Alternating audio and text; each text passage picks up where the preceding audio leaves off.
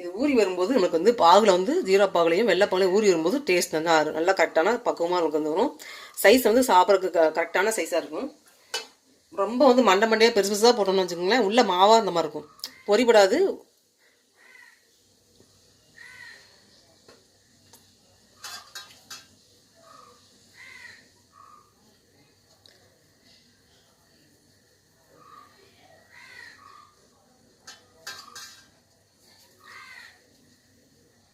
இந்த மாதிரி சைஸ் போதும்.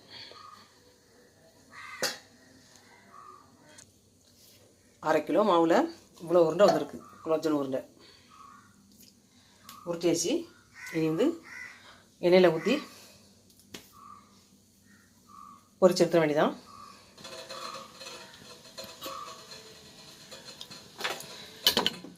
ஏலக்காய் வந்து பிச்சு போட்டுக்கலாம்.